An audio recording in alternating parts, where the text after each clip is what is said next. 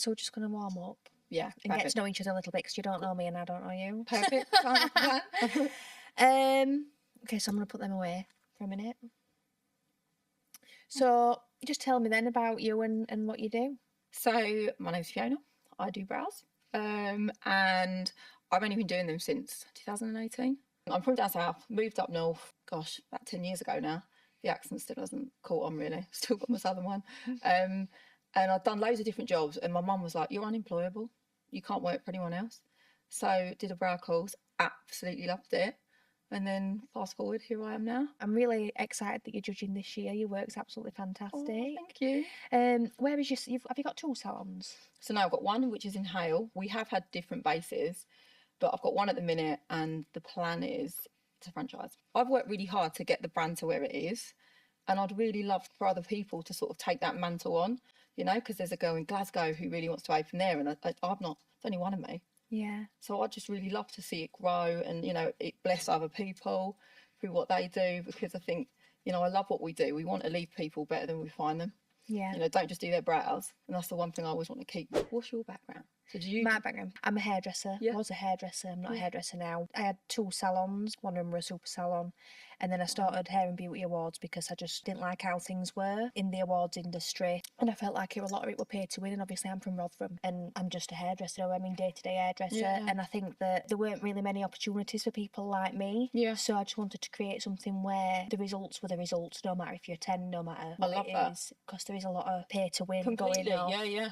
We're not going to, like I was saying earlier, we struggle with getting sponsors because we won't sell out. Like, we've had them blatantly on a call say, yeah, we'll sponsor you this much money, Right. but my ambassador's got to win your award. And we're like, no. That's point. Yeah, no, that's not right. But yeah. straight up asking us that. But this is how a lot of awards do work in industry, and obviously we are self-funded. But then it got too busy. I got too busy with this because it just went overnight. Wow. It went viral straight away. Either I went back to running my salons full time, or I moved to this and grew this full time. Yeah. And I've chose this obviously because I absolutely love it. This is the first time, like today, that I've actually put my face to the brand. No, nobody really knows nobody knows at all that it's me. Well, That's they do now because I've just been on story. Oh, that's amazing. But it's because I do struggle with really bad anxiety. It's scary online, do you know what I mean? Everybody's got an opinion. So I've kept myself back, but it's time now where, like, you'll know yourself, founder-led brands, people love it. They've got to do it. So I've had to step out of my comfort zone and say, right, come on, guys. That's so good. Shall I move on to questions? Yeah, let's do it. We're bringing back public judges this year. I'm really excited to have you on the judging panel. How does it feel to be judging the biggest industry awards, and what will you be looking for in our next Best for Brows winner? I'm really excited. And I think, if I'm honest, I'm going to be looking for the next me. No, I'm joking. I think I'm just going to be looking for someone that sort of ticks all the boxes. So it's not just looking at an eyebrow and going, well, that's really great. You know, how are they setting themselves apart? How does their brand make you feel? I think it's like the whole package. I love testimonials as well from clients. I think that's really important because, you know, that speaks volumes. So you're also coming to the annual event in August. Yay! It's your first time attending. Are you excited? Can't wait. You won't just be judging this year. You've actually got a little surprise for us at HBA Connect. So we'll have Factor. Oh, yeah, I am. Yeah, because obviously I did one with them the other week, but this is obviously on a much bigger scale. So we've been having a chat about what we're going to do this year, how we're going to do it, and maybe me bringing in like a bit of a business talk as well. Oh, yeah, that'd be good. Because we had some really good feedback on that, because I think demos are brilliant. Demos are really, really useful for people to see and, you know, and share your best practice. But there's a lot of that about, but there's not much of business. And my biggest thing, I think that's where my passion is, because I love doing the demos, they're brilliant. But I think when I trained, it's like, this is how you do brows, see you later. No one actually goes, this is how you run a business. Yeah. This is what you need to do. And first and foremost, you've got to be a businesswoman, as you probably know, before you are a hairdresser or a brow artist. Yeah. But the two together makes you a formidable force. Have you seen the lineup? Have I seen the lineup? The music lineup? No. Oh, no, actually, no, I have.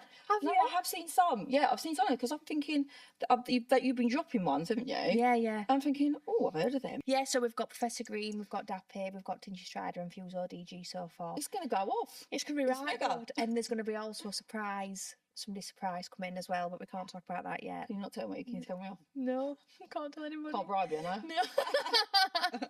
No, it's going to be really good. But this is another thing as well. It's really when you've got an awards, which is what we started as. If people come and they don't win an award, it can be quite like, oh, not one kind of thing. My goal's always been to make it more than that. It's like just an industry event for everybody to come together, celebrate, listen to music, connect. Obviously, you're going to be coming to connect as well.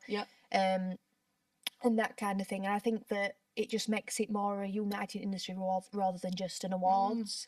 And I think that's what the festival's going to do with that. So I think that's going to be really exciting. And then every year, obviously, it's going to get better and better. I can't wait, honestly, because my girls want to come as well. Yeah. So the team wants to come. I've had some other messages of other people. You know, Sean, he's one of the judges at the Brow Boss. Yes. So he's messaging me. He's like, baby, you going? I'm like, yeah, I'm going. It is a really good party. That's why I think as well everybody comes back every year, because we've always had music on, but not at this level. And it's at the AO this year as well, isn't it? It's massive. That's insane. I know. That's so good. Well done. So how many tickets in total then? 3,000 altogether this year. You're a celebrity brow expert and you've done Molly-Mae, Olivia Atwood, Vogue Williams, just to name a few. What is it really like to be a celebrity brow expert? Do you know what? It's brows are brows, aren't they? Whatever you're doing. And I do kind of cringe a little bit when people go, oh, you're a celebrity brow artist. I'm like, oh. But I don't know, like I have worked really hard and they're lovely people. Sometimes I read stuff about them in the paper and I'm like, that's not true. And I want to be a Karen. I want to be a keyboard warrior and be like, that's rubbish. But kind of have to learn not to. Do you ever get nervous before you do them? I did the first time when I did Vogue's. I think she was like the first sort of big break, and it was years ago. How did that come about? How did she find you? It was a funny one actually. I was away in Wales and my phone started pinging and I was like, what's that? And she was in Manchester. She'd done a post and said, who can do HD brows? I need them doing. So my phone's pinging going, people have all recommended me, which was lovely. All my clients were going, oh, we recommended you. And I just thought, I've only been doing brows for a few years. Like, I ain't going to get the call. Do you know what I mean? Next thing, ping, Vogue Williams wants to send you a DM. Oh my God. I was like, decline, busy. Like, and she just asked if I could do them. So I was like, holy shit. I was supposed to be teaching for HD the next day, training. And I phoned them and said, can I go and do this? They're like, yeah, of course, get pictures. So I turned up at the Radisson Hotel, knocked on the door. She's opened it because she's got her own fake tan brand in her underwear. I'm like, and her body's unreal. I was like, hi, I'm here to do your brows. She's like, come in. And I just remember, like, I think I was like sweating and you're just nervous. Yeah. And like I was shaking. And then I'm like, come on, Fee, just chill out because she's going to get zigzag brows otherwise. But she was lovely. She was lovely. She absolutely loved them. So then I'll do them when I go down to London, which isn't that much now, unfortunately. But yeah, it was pretty cool. So when you do celebrities' eyebrows like Molly-Mae, people like that, obviously you see their eyebrows then in newspaper or magazines and you think, I've done them eyebrows. Do you think that's scary? I love it. Yeah? I love it. Do you feel like I've done them? Sometimes I see them and I message her, I'm like, Mole, you need to come in. Your brows, like, they need some attention. I see your pics in the papers. But no, I love it. It's like a little, I guess it's a bit of a proud moment. Like I see it come up when I was at home and I put Amazon on and like she's on the home page or like Amazon Prime. And I'm like thinking, that's mind-blowing, that's like a cool little pinch me moment. Who does your brows? No one. Yourself. I'm not even joking. We never have time, really. Yeah. I'm lucky if I can whack a bit of tint on. If I have a client that no-shows, I'm like, yes. I was going to say this to you, actually, because sometimes you'll probably get annoyed at this. Obviously, because I've got 2 kids as well and I'm on my own working. If I ain't got time before I'm going somewhere, I'll shave them with a big razor. Are you actually joking? I swear to God, if I have got no time. I'm actually breaking out like a hot sweat. You shave them? Yeah, if I've got no time, Nice. And then I have to wait until they grow out and then have them done again. But you know, like if it's last minute and you haven't time to get them done. Oh yeah, I do get them done most at time. Oh, good. But if it's like a super emergency, really? I'm like, oh, just neaten them up a little. Have you ever like slipped or anything? And yeah. And had a big... Oh my God, literally having to like... That's why they get thinner and thinner. Wow. So you've got an award-winning salon in Manchester. What do you believe the secret to keeping a salon running for so long and so successfully? What do you believe the secret is? Showing up every day, being consistent. I say to the girls all the time, you're only as good as your last set of brows. And it kind of is like that. You know, you really have to be on it. Whether it's the first person that walks through the door or the last, you know, it's got to be 110%. And it isn't easy, it's hard. But I just think you've got to keep on top of things. And having that eye for detail. I think as well, letting people know that it's not easy, because Instagram makes it look sometimes, I've got this salon, I've got this many clients, I've got this many staff, and it looks really superficial, like it's easy, just be a salon owner. It's so much not like that. That's it. And I think now as well, like people actually like it if you're real, you know, like you showing your face more, you know, us talking about things as well, you know, and whether it's no shows or whatever, and other people are like, oh, we get that too. Yeah. We have that, and it's quite nice sometimes. What's your salon's cancellation policy? So we have 48 hours as a cancellation, whether you want to cancel or move or anything. But as you probably know, it's difficult though, isn't it? Sometimes you can't be completely black and white, and I think if you are, that's the way of losing clients. You've got to treat each situation on its own merit. But we're a little bit, you know, if it's your work, well, this is our work, so we will charge you. I were going to say that, yeah, that's what we're going to go on to actually, about how people handle when a client doesn't stick to the cancellation policy, because there's somebody local to me in my area, and every time a client cancels or doesn't show up, she writes them on Facebook and tags them, even if they've not shown up one time. Yeah. If that were me as a client, that would put me off even going. Yeah. Do you know what I mean? It's a bit distasteful, that, isn't it? Because also, what happens if that person's kid's just been hit by a car and run out? Like, that's terrible, you know? Yeah. I think that you have to be quite... It's the ways and means of doing it, because when we had a few no-shows, I put a little post up, it was a good few years ago, and it said, like, imagine 3 no-shows a week is this much.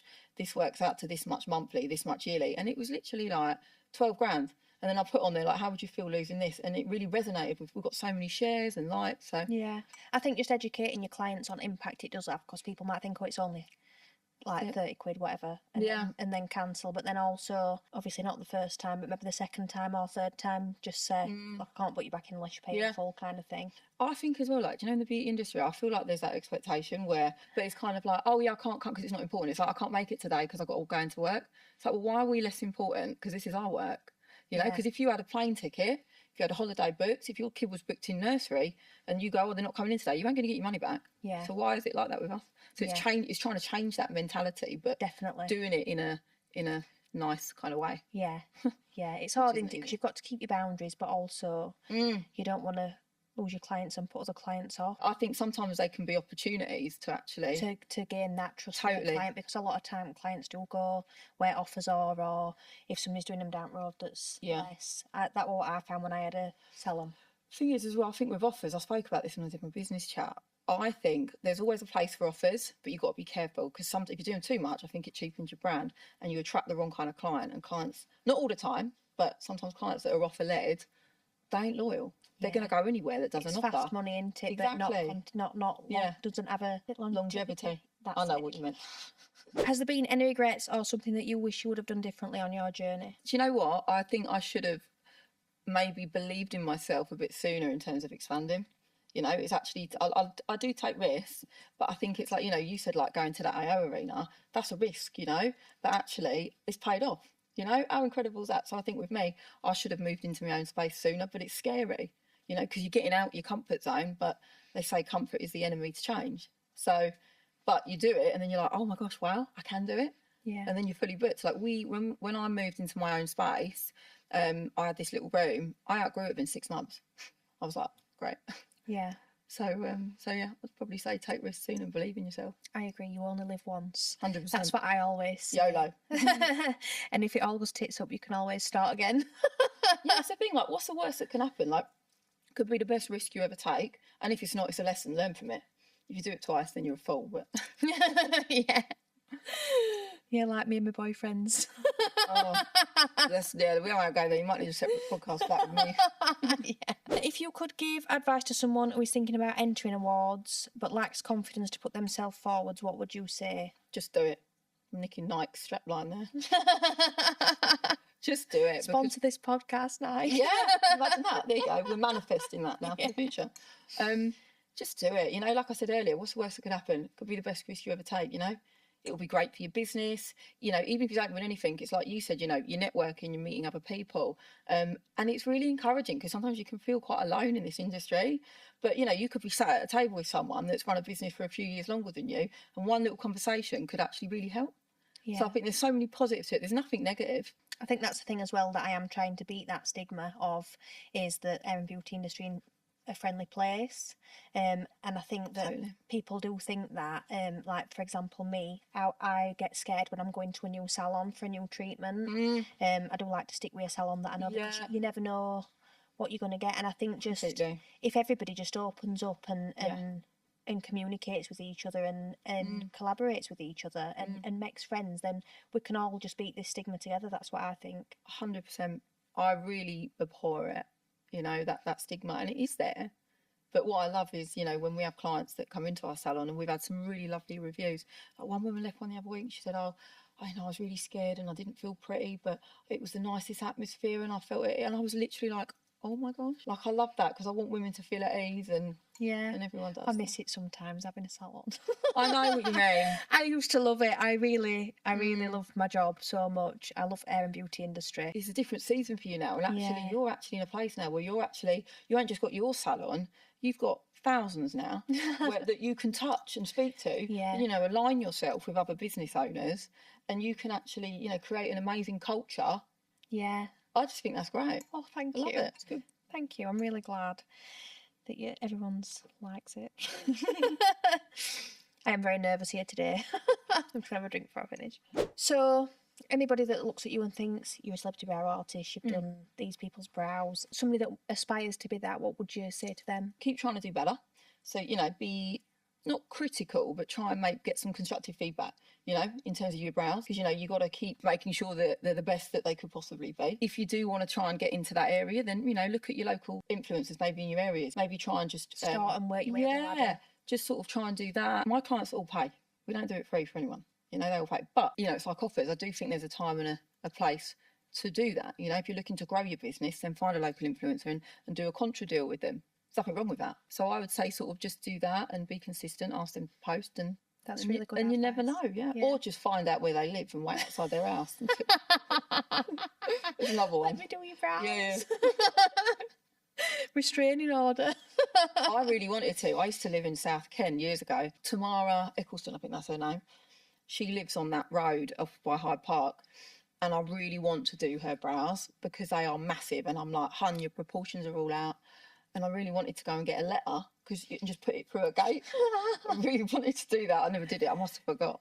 I felt like doing that, but that might come across a bit creepy, mightn't it? Stalkerish. And I think that's really good. I think that's really good advice to start smaller and somebody that is reachable, and then start building your profile like that. Like, never be afraid to ask. You never know. What's going to happen? They might say yes. We'll just say no. Well, that's fine. Move on to the next one. Yeah. So you never know where you're going to end up. Word of mouth. Totally. That's a good thing. You stopped Molly-Mae from having microblading. What happened there? I had to physically restrain her. No.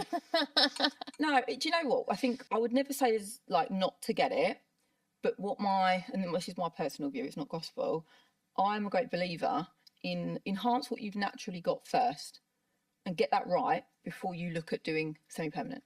And there's nothing wrong with semi-permanent, like I've got that on my brows, I've got 90s brows unfortunately. But I just hate it, and it really kind of upsets me when I see people that go and get semi-permanent and then haven't maybe had their brows mapped properly, shaped, haven't looked at a growth serum, because I think beauty is going along the route now of actually enhancing what you naturally got. Do you think that microblading is being treated more as an upsell rather than recommended to people that need it? What do you mean by that? So, for example, say if somebody has got a salon and they do beauty, they do brows, and then they go on a microblading course, and then they start pushing that at all the clients because it's fast. It's bigger profit margins, and it's fast income really for a salon, which I do understand the need for a salon to get the income, but I just think there's an ethical 100%. There. I get what you mean now. I totally agree with you. I did brows, I trained in microblading, and I trained in the tattooing as well, the two different ones. I don't offer them. Not because I don't believe in them. I mean, I'm too busy doing natural brows, but I totally agree with you in that I think some people maybe aren't as ethical as maybe what we are, and they'll just go, you go and get this done now, because they think, well, we can earn more money doing that. Yeah. Because people can literally go and do a course, probably even online now, and then they go, well, you're qualified. Like, what? I saw one on offer an eyelash course for £9 the other day. Yeah, I know. Like, it's mad. Online. And I was just like, oh my God. Yeah. We need to set a podcast on that one, because I can write old Karen rant a bit. I know, I'm same. They have to listen to it every Monday. You never guess where I've seen this weekend. I've seen a lot of brands creating DIY and at-home beauty products. What do you think about that as a professional? I don't use them myself. I don't think they're ever going to be as good as the ones you can get in a salon. I'm not fully against them, but I think most people that do them learn the lesson, learn the hard way. I did have some, went to Superdrug and got some brow tint before an event once, and it weren't really black. Yeah. I couldn't get it off before my event, so I had to go with because you never know how it's going to react to your skin. That's it, exactly. And I just think, leave it to the professionals, you know? Yeah. I mean, I wouldn't cut my hair at home. I wouldn't do that at home. But some people might try, might know. But often we say we don't do £10 brows, we fix them. Where do you see the brow industry going over the next couple of years? I think it's not going anywhere. I think the AI thing that everyone's talking about at the minute, with people being out of jobs because of AI, I'd like to think that we're okay in terms of that. I think it's just going to probably continue growing, continue evolving. I think definitely going along the more natural route, you know, from the 90s brow to the tight HD to the really messy, but I think it's now a little bit defined but fluffy. So yeah, I just think it's not going anywhere. What do you think your favourite brow trend is or was? Or do you like them how they are now? If I'm honest, I think it's probably where we're at now. You know, I've enjoyed all of them. Definitely never want to see a 90s brow again. But yeah, I think now at the minute, I just really love, you know, a little bit of a sharper line underneath. So it's got a bit of an HD twist with a fluffy top. Done, not done. I used to love HD brows, me. I know. They were so perfect. I remember when everyone started having them done, I was like, oh my God. I think I was still in school and it were all year 11 girls that had got HD brows on, and I was like, I want them. I know, they are great. I love it. I'm HD through. Luckily, I'm its 90s brow. People share more things about their personal life on social media. Do you think it can have a negative effect, or is it the way forward? I think if you do too much, it definitely does. And I speak not from my own experience, but from, I think, something I observed someone did a few years ago, and it was just too much. You know, certain things, if I've been in hospital and had an operation, you know, I've sort of done a post to say, look, a bit slow with messages. The amount of DMs you get, oh, really sorry, hope you're all right, you know. But if you're kind of doing too much, people are like, come on now. I think a lot of people that have got salons now are creating video content, TikTok content. It is coming to a point where people have got to make content online. There was one incident a couple of months ago, and this person put a video online that weren't received very well, but you could tell it weren't from a place of malice. Do you know what I mean? Oh, really? And then people started commenting, and then is this one about mapping, or not? Is this a different? No. Oh, I hadn't seen that. You'll have to tell me. Yeah, well, there was a girl that put something up about mapping, and she didn't believe in it, and it just all kicked off, and everyone's messages flying about left, right, and centre, and it's like, listen, everyone's entitled to an opinion. Doesn't mean they're right. Yeah. But also, let's just chill out a little bit. Yeah, and it's not that at the end of the day, people do make mistakes, and I think that people are holding people to such a high standard on social media. Yeah. If you make one mistake, you're cancelled. Yeah. Well, we put a post up. Do you remember there was that thing trending of putting pictures of you as babies on? So the one that we did, Eva, you might remember that, the one of me being naked as a baby, pushing it wasn't exposing anything. A woman commented was like, oh, you know, you shouldn't put this up with everything that's going on and blah, blah, blah. And I just thought, do I reply to this? Because normally I don't. Even when we've had posts with Molly, I thought, no, I am. So do you get negative comments and stuff? Yeah, totally. But, I mean... It's hard to deal with for me because I take it really personal. Completely, but it's because it's, it's your baby. At night time, I'll think about them comments and I'll be like, I can't believe that's been said about me. It's true, but I think there's so many trolls and stuff about. You have to learn to cut off from it a little bit, don't you? Totally. And I think there's a balance. I've said to Molly as well, how do you deal with it? It's on another level for her, isn't it? She just switches off, and I just think you've got to do that, you know. But it is hard, and I think because you care and it's your business, you do take things to heart, especially with other people. If they do things, I would never jump on that. I don't think that's nice. Okay, some fast fire questions. If you could do any celebrity's brows, who would it be? I think Kylie Jenner. Whose brows frustrate you the most in a way saying, I wish I could get my hands on them? Kate Middleton. Honestly, she's had her teeth done, her hair looks great. What's going on with your brows? The proportions are wrong. They ain't even, they should be sisters, not twins. Hers ain't even mates. And she seems really lovely as well. Hopefully she'll see us on this. I might slide into her DMs. Do you think the clean girl aesthetic is here to stay for good? Yeah, I do actually. I certainly don't think it's going anywhere. Just getting cleaner. But as you say, clean girl aesthetic, it's actually harder to achieve than more defined brows. It looks effortless, but it's not. Yeah, exactly. Do you think manifestation is a real thing? Yeah, I do. I do. I live by that a lot. I do. It's manifesting it, or just having goals and believing in it. I think when you words have power that come out your mouth. You should always build people up, and if you speak things, then you know, saying I'm going to do this, I'm going to do that, then yeah, I think you can make it happen. Speak it into existence. 100%, yeah. Do you think success is based on a little bit of luck, or is it all hard work? I think it's probably a little bit of both. I'm not sure the exact balance. I'd probably say maybe more hard work. You know, luck can be an element. Luck can give you the opportunity, yeah, but it's up to you if you want to take it and run with it and work for it or not. Luck or blessing, one or the other. Yeah. If you could give one piece of advice to anybody looking to start a business in hair and beauty, what would it be? Don't. No. That's what mine. That's what I said. No, I think go for it. You know, the best decision I ever made was working for myself.